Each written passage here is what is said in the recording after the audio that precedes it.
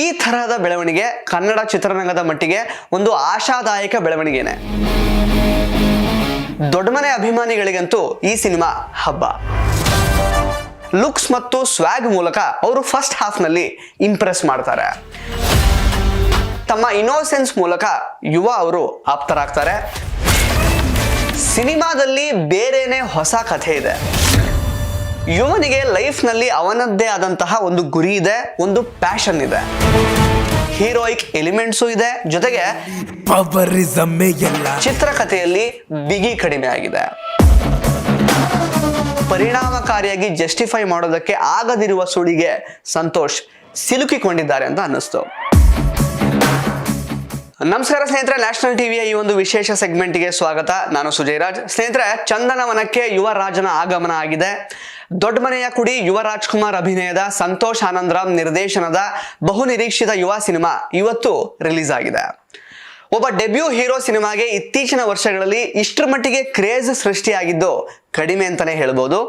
ಈ ತರಹದ ಬೆಳವಣಿಗೆ ಕನ್ನಡ ಚಿತ್ರರಂಗದ ಮಟ್ಟಿಗೆ ಒಂದು ಆಶಾದಾಯಕ ಬೆಳವಣಿಗೆನೆ. At this point, we need more films that make good business at the box office and that drives audience to the film theaters. So ಆ ನಿಟ್ಟಿನಲ್ಲಿ ಇಂತಹ ಒಂದು ಕ್ರೇಜ್ ಕನ್ನಡ ಸಿನಿಮಾಗೆ ಒಳ್ಳೆದೇನೆ. ದೊಡ್ಡಮನೆ ಅಭಿಮಾನಿಗಳಿಗಂತೂ ಈ ಸಿನಿಮಾ ಹಬ್ಬ. ಎನಿವೇಸ್, ಸದ್ಯಕ್ಕೆ ಸ್ಟ್ರೈಟ್ ಆಗಿ ಯುವ ಸಿನಿಮಾ ಹೇಗಿದೆ ಅಂತ ಈ ವಿಡಿಯೋದಲ್ಲಿ ನೋಡ್ತಾ ಹೋಗೋಣ ಬನ್ನಿ. ಸ್ನೇಹಿತರೆ, ನಿಮ್ಗೆಲ್ಲ ಗೊತ್ತಿರೋ ಹಾಗೇನೆ ಯುವ ಟ್ರೈಲರ್ ನಲ್ಲಿ ಸಂತೋಷ್ ಆನಂದರಾಮ್ ಅವರ ಹಳೆಯ ಸಿನಿಮಾಗಳ ಛಾಯೆ ಎದ್ದು ಕಂಡಿದ್ದು ಸತ್ಯ, ಅದರಲ್ಲಿ ಎರಡು ಮಾತೇ ಇಲ್ಲ. ಆದ್ರೆ ಸಿನಿಮಾದಲ್ಲಿ ಬೇರೆನೆ ಹೊಸ ಕಥೆ ಇದೆ. ಟ್ರೈಲರ್ ನಲ್ಲಿ ಇಲ್ಲದಂತಹ ಅಡಿಷನಲ್ ಎಲಿಮೆಂಟ್ಸ್ಗಳು ಕೂಡ ಇದೆ. ಇದು ಈ ಸಿನಿಮಾದ ಮೊದಲ ಧನಾತ್ಮಕ ಅಂಶ. ಆದ್ರೆ ಒಂದಿಡೀ ಸಿನಿಮಾ ಆಗಿ ಯುವ ಚಿತ್ರ ಎಂಗೇಜಿಂಗ್ ಆಗಿದ್ಯಾ ಅಂತ ನೀವು ಪ್ರಶ್ನೆ ಮಾಡಿದ್ರೆ ಇಟ್ಸ್ ಡಿಬೇಟೇಬಲ್ ಅನ್ನುವಂತಹ ಉತ್ತರವನ್ನ ಕೊಡಬಹುದು. ಇನ್ನು ಸ್ನೇಹಿತರೆ, ಯುವ ಅವರ ಪರ್ಫಾರ್ಮೆನ್ಸ್ ಬಗ್ಗೆ ಹೇಳಬೇಕು. As A angry raging Young man ಅವರು ತುಂಬಾ ಚೆನ್ನಾಗಿ ಪರ್ಫಾರ್ಮ್ ಮಾಡಿದ್ದಾರೆ.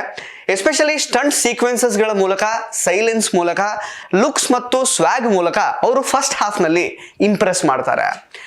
ಇಡೀ ಸಿನಿಮಾದ ಪರ್ಫಾರ್ಮೆನ್ಸ್ ನಲ್ಲಿ ಎಲ್ಲಾ ವಿಭಾಗಗಳಲ್ಲೂ ಕೂಡ ಅವರ ಪ್ರಾಮಾಣಿಕ ಪ್ರಯತ್ನ ಎದ್ದು ಕಾಣುತ್ತೆ. ಆದ್ರೆ ನಟನೆ, ನೃತ್ಯ, ಫೈಟ್ಸ್ಗಳಲ್ಲಿ ಇನ್ನಷ್ಟು ಪಳಗುವಂತಹ ಅವಕಾಶ ಇದೆ ಅಂತ ಅನ್ನಿಸ್ತು. ಅದನ್ನ ಅವರು ಮುಂದಿನ ಸಿನಿಮಾಗಳಲ್ಲಿ ಪಕ್ಕಾ ಮಾಡೇ ಮಾಡ್ತಾರೆ ಅನ್ನುವಂತಹ ನಂಬಿಕೆ ಅಂತೂ ಈ ಸಿನಿಮಾದಿಂದ ಸೃಷ್ಟಿಯಾಗಿದೆ. ಇನ್ನು ಭಾವನಾತ್ಮಕ ದೃಶ್ಯಗಳಲ್ಲಿ ಭಾವನೆಗಳ ಏರಿಳಿತಗಳನ್ನ ಇನ್ನೂ ಚೆನ್ನಾಗಿ ತೋರಿಸುವಂತಹ ಚಾನ್ಸಸ್ ಇತ್ತು. ಆದ್ರೆ ಇಟ್ಸ್ ಓಕೆ, ಪರವಾಗಿಲ್ಲ. ಮೊದಲನೇ ಸಿನಿಮಾ ಅನ್ನುವ ಕಾರಣಕ್ಕೆ ಅದನ್ನ ನಾವು ಇಗ್ನೋರ್ ಮಾಡಬಹುದು. ಅದು ಬಿಟ್ರೆ ಸೆಕೆಂಡ್ ಹಾಫ್ ನಲ್ಲಿ ತಮ್ಮ ಇನ್ನೋಸೆನ್ಸ್ ಮೂಲಕ ಯುವ ಅವರು ಆಪ್ತರಾಗ್ತಾರೆ. ಒಟ್ನಲ್ಲಿ ಈ ಸಿನಿಮಾಗೆ ಯುವ ಅವರ ಕಡೆಯಿಂದ ಒಬ್ಬ ಫಸ್ಟ್ ಟೈಮರ್ ಆಗಿ ಎಷ್ಟು ಕಾಂಟ್ರಿಬ್ಯೂಟ್ ಮಾಡಬಹುದೋ ಅದನ್ನ ಅವರು ತುಂಬಾ ಚೆನ್ನಾಗಿ ಮಾಡಿದ್ದಾರೆ, ಹಾನೆಸ್ಟ್ ಆಗಿ ಮಾಡಿದ್ದಾರೆ. ಚಿತ್ರದ ಫಸ್ಟ್ ಹಾಫ್ ನಲ್ಲಿ ನಾಯಕ ಯುವನ ಕ್ಯಾರೆಕ್ಟರ್ ಎಸ್ಟಾಬ್ಲಿಷ್ ಆಗುತ್ತೆ. ಇದಕ್ಕೆ ಪುಷ್ಟಿ ಕೊಡುವ ರೀತಿಯಲ್ಲಿ college gang war, hostelites plus localites ನಡುವಿನ ಈಗೋ ಕ್ಲಾಶಸ್, ಇದರ ಮಧ್ಯೆ ಒಂದು ಪ್ರೀತಿ, ಸಾಮಾನ್ಯವಾಗಿ ಕಾಲೇಜ್ ಹುಡುಗರಿಗೆ ಇರುವಂತಹ ಅಪ್ಪನ ಜೊತೆಗಿನ ವೈಮನಸ್ಯ, ಈ ಎಲ್ಲಾ ವಿಷಯಗಳಿಗೆ ಯುವ ಹೇಗೆ ರಿಯಾಕ್ಟ್ ಮಾಡ್ತಾನೆ ಅನ್ನೋದನ್ನ ತೋರಿಸುವ ಮೂಲಕ ಆಸ್ ಎ ಪರ್ಸನ್ ಯುವ ಹೇಗೆ ಅನ್ನೋದನ್ನ ಎಸ್ಟಾಬ್ಲಿಷ್ ಮಾಡಿದ್ದಾರೆ. ಇನ್ನು ಚಿತ್ರದ ಸೆಕೆಂಡ್ ಹಾಫ್ ನಲ್ಲಿ ಬೇಜವಾಬ್ದಾರಿಯಾಗಿದ್ದ ಕಾಲೇಜ್ ಹುಡುಗ ಯುವ ಹೇಗೆ ಕುಸಿದು ಹೋದ ತನ್ನ ಕುಟುಂಬದ ಬೆನ್ನಿಗೆ ಬೆನ್ನೆಲುಬು ಆಗ್ತಾನೆ ಅನ್ನೋದನ್ನ ಎಕ್ಸ್ಪ್ಲೋರ್ ಮಾಡಿದ್ದಾರೆ. ಇದೆಲ್ಲದ್ರ ಜೊತೆಗೆ ಯುವನಿಗೆ ಲೈಫ್ ನಲ್ಲಿ ಅವನದ್ದೇ ಆದಂತಹ ಒಂದು ಗುರಿ ಇದೆ, ಒಂದು ಪ್ಯಾಷನ್ ಇದೆ. ಅದೇ ಈ ಚಿತ್ರದ ಅಡಿಷನಲ್ ಎಲಿಮೆಂಟ್, ಜೊತೆಗೆ ಒಂದು ಸಸ್ಪೆನ್ಸ್ ಎಲಿಮೆಂಟ್ ಕೂಡ. ಇದನ್ನ ಟ್ರೈಲರ್ ನಲ್ಲಿ ತೋರಿಸಿಲ್ಲ. ಒಟ್ನಲ್ಲಿ ಯುವ ಅನ್ನುವ ಒಬ್ಬ ಕಾಮನ್ ಮ್ಯಾನ್ ತನ್ನ ಕುಟುಂಬವನ್ನ ಕಾಡ್ತಾ ಇರುವಂತಹ ಸಮಸ್ಯೆಯನ್ನ ಹೇಗೆ ಬಗೆಹರಿಸ್ತಾನೆ, ಸಂಸಾರದ ಸುಳಿಯಲ್ಲಿ ಸಿಕ್ಕು ತನ್ನ ಪ್ಯಾಷನ್ ಅನ್ನ ಯುವ ನೆಗ್ಲೆಕ್ಟ್ ಮಾಡ್ತಾನ, ಫೈನಲಿ ಯುವ ಜೀವನದಲ್ಲಿ ಗೆಲ್ತಾನ ಇಲ್ವಾ ಅನ್ನೋದೇ ಈ ಸಿನಿಮಾದ ಕಥೆ. ಇನ್ನು ನಿರ್ದೇಶಕ ಸಂತೋಷ್ ಆನಂದರಾಮ್ ಅವ್ರ ಬಗ್ಗೆ ಹೇಳಬೇಕು ಅಂತಂದ್ರೆ, ಅವರು ಒಂದು ದೊಡ್ಡ ಸಿನಿಮಾ ಕುಟುಂಬದಿಂದ ಲಾಂಚ್ ಆಗ್ತಾ ಇರುವಂತಹ ನಟನ ಸಿನಿಮಾದಲ್ಲಿ ಏನೆಲ್ಲ ಇರಬೇಕೋ ಅದನ್ನ ಸರಿತೂಗಿಸುವ ಜವಾಬ್ದಾರಿಯನ್ನ ಮೆಟಿಕ್ಯುಲಸ್ ಆಗಿ ನಿಭಾಯಿಸುವ ಪ್ರಯತ್ನ ಅಂತೂ ಮಾಡಿದ್ದಾರೆ. ಆದ್ರೆ ಆ ಜವಾಬ್ದಾರಿಯನ್ನ ನಿಭಾಯಿಸುವ ಭರದಲ್ಲಿ ಚಿತ್ರದ ಒಟ್ಟು ಹೂರಣದಲ್ಲಿ ಅಲ್ಲಲ್ಲಿ ಕೆಲವು ಗೊಂದಲಗಳಿವೆ ಅನ್ನೋದನ್ನ ತಳ್ಳಿ ಹಾಕೋದಕ್ಕೆ ಸಾಧ್ಯವೇ ಇಲ್ಲ. ಚಿತ್ರದಲ್ಲಿ ಹೀರೋಯಿಸಮೂ ಇದೆ, ಆದ್ರೆ ಹೀರೋ ನಮ್ಮೆಲ್ಲರ ತರ ಸಾಮಾನ್ಯ ಮನುಷ್ಯ ಕೂಡ ಹೌದು. ಒಬ್ಬ ಯಂಗ್ಸ್ಟರ್ ಅನ್ನ ರೆಪ್ರೆಸೆಂಟ್ ಮಾಡುವಂತಹ ಇವತ್ತಿನ ಯುವಕರಿಗೆ ಇರುವಂತಹ ಎಲ್ಲಾ ಚಟಗಳು ಹೀರೋಗೂ ಇವೆ. ಆದ್ರೂ ಫ್ಯಾಮಿಲಿ ಅಂತ ಬಂದಾಗ ಅವನಲ್ಲಿ ಫ್ಯಾಮಿಲಿ ವ್ಯಾಲ್ಯೂಸ್ ಜಾಗೃತವಾಗುತ್ತೆ, ಚಟಗಳೆಲ್ಲ ಹಿಂದೆ ಸರಿಯುತ್ತವೆ.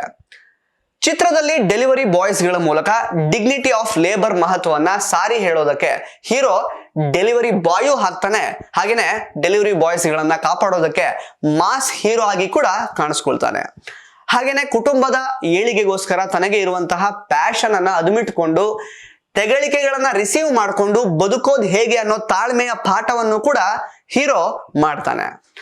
ಚಿತ್ರದಲ್ಲಿ ಹೀರೋಗೆ ಲವ್ ಆಂಗಲ್ ಕೂಡ ಇದೆ, ಫ್ಯಾಮಿಲಿ ಸೆಂಟಿಮೆಂಟ್ ಇರುವಂತಹ ಒಂದು ಆಂಗಲ್ ಇದೆ, ಹೀರೋಯಿಕ್ ಎಲಿಮೆಂಟ್ಸು ಇದೆ, ಜೊತೆಗೆ ಕಥೆಗೆ ಸಂಬಂಧವೇ ಇಲ್ಲದ ಅಪ್ಪು ಅವರ ರೆಫರೆನ್ಸ್ ಕೂಡ ಚಿಕ್ಕದಾಗಿ ಬಂದೋಗುತ್ತೆ.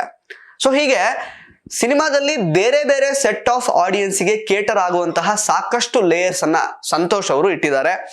ಆದ್ರೆ ಯಾವುದೇ ಪದರವನ್ನ ಕೂಡ ಪರಿಣಾಮಕಾರಿಯಾಗಿ ಜಸ್ಟಿಫೈ ಮಾಡೋದಕ್ಕೆ ಆಗದಿರುವ ಸುಳಿಗೆ ಸಂತೋಷ್ ಸಿಲುಕಿಕೊಂಡಿದ್ದಾರೆ ಅಂತ ಅನ್ನಿಸ್ತು.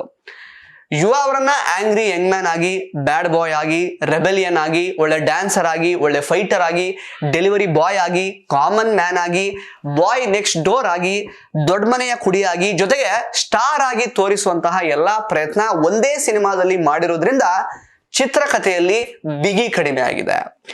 ಗೋಪಾಲ್ ಕೃಷ್ಣ ದೇಶಪಾಂಡೆ, ಕಿಶೋರ್ ನಟಿಸಿರುವ ದೃಶ್ಯಗಳು ಚೆನ್ನಾಗಿವೆ, ಆದ್ರೆ ಆ ಪಾತ್ರಗಳ ಔಚಿತ್ಯವನ್ನ ಸರಿಯಾಗಿ ಸಮರ್ಥಿಸಿಕೊಳ್ಳಬಹುದಿತ್ತು ಅಂತ ಅನ್ನಿಸ್ತು. ಈ ಎರಡೂ ಪಾತ್ರಗಳ ಬರವಣಿಗೆ ಉತ್ತಮವಾಗಬಹುದಿತ್ತು ಅಂತ ಅನ್ನಿಸ್ತು. ಇನ್ನು ಸಪ್ತಮಿ ಗೌಡ ಅವರಿಗೆ ಪರ್ಫಾರ್ಮ್ ಮಾಡೋದಕ್ಕೆ ಹೆಚ್ಚು ಅವಕಾಶ ಇರಲಿಲ್ಲ, ಹೆಚ್ಚು ಸ್ಪೇಸ್ ಇರಲಿಲ್ಲ, ಹಾಡುಗಳಿಗೆ ಮಾತ್ರ ಅವರು ಸೀಮಿತ ಆಗಿದ್ದಾರೆ. ಕಥೆಗೆ ಅವರ ಪಾತ್ರದಿಂದ ಆಗುವಂತಹ ಪರಿಣಾಮ ಬಹಳ ಕಡಿಮೆ. ಇನ್ನು ಹಿತಾ ಚಂದ್ರಶೇಖರ್ ಮತ್ತು ಸುಧಾರಾಣಿ ಪಾತ್ರಗಳ ಬರವಣಿಗೆ ಸುಧಾರಿಸಬಹುದಿತ್ತು. ಇನ್ನು ಸಂತೋಷ್ ಅವರ ಸಂಭಾಷಣೆ ಮತ್ತು ಒನ್ ಲೈನರ್ಸ್ ಆರ್ ಎಂಜಾಯಬಲ್ ಇನ್ ಪಾರ್ಟ್ಸ್, ಕೆಲವು ಕಡೆ ಸ್ವಲ್ಪ ಪ್ರೀಚಿ ಅಂತ ಕೂಡ ಅನ್ಸುತ್ತೆ. ಆದ್ರೆ ಚಿತ್ರಗಳ ಮೂಲಕ ಸಮಾಜಕ್ಕೆ ಒಳ್ಳೆಯ ಸಂದೇಶ ನೀಡುವ ಮತ್ತು ಇನ್ಸ್ಪೈರ್ ಮಾಡುವಂತಹ ಅವರ ಕೆಲಸ ಈ ಸಿನಿಮಾದಲ್ಲೂ ತುಂಬಾ ಚೆನ್ನಾಗಿ ವರ್ಕ್ ಆಗಿದೆ. ಇಷ್ಟೆಲ್ಲದರ ಮಧ್ಯೆ ತಕ್ಕಮಟ್ಟಿಗೆ ನಮ್ಮನ್ನ ಭಾವುಕರಾಗಿ ಮಾಡೋದು ಅಚ್ಯುತ್ ಕುಮಾರ್ ಅವರ ಪಾತ್ರ. ಹಲವು ಪದರಗಳ ನಡುವೆ ಸಿಲುಕಿ ನಲುಗುತ್ತಿರುವ ಕಥಾ ಹಂದರದಲ್ಲಿ ತಕ್ಕ ಮಟ್ಟಿಗೆ ಭಾವನಾತ್ಮಕ ಲೇಪನ ಸಿಗೋದು ಈ ಪಾತ್ರದ ಮೂಲಕನೇ. ಚಿತ್ರದ ಕ್ಲೈಮ್ಯಾಕ್ಸ್ ನಲ್ಲಿ ತಂದೆ ಮತ್ತು ಮಗನ ಬಾಂಧವ್ಯದ ಅನಾವರಣ ಬಹುತೇಕ ಮಧ್ಯಮ ವರ್ಗದ ಕುಟುಂಬಗಳಿಗೆ ಆಪ್ತವಾಗುವುದರಲ್ಲಿ ಅನುಮಾನವೇ ಇಲ್ಲ. ಇದೆಲ್ಲವನ್ನ ಹೊರತುಪಡಿಸಿದ್ರೆ ಅಜನೀಶ್ ಲೋಕನಾಥ್ ಅವರ ಸಂಗೀತ ಮತ್ತು ಬ್ಯಾಕ್ ಗ್ರೌಂಡ್ ಮ್ಯೂಸಿಕ್ ಚೆನ್ನಾಗಿದೆ. ಅರ್ಜುನ್ ಮಾಡಿರುವಂತಹ ಸ್ಟಂಟ್ ಕೊರಿಯೋಗ್ರಫಿಯ ಸ್ಟೇಜಿಂಗ್ ತುಂಬಾ ಚೆನ್ನಾಗಿದೆ.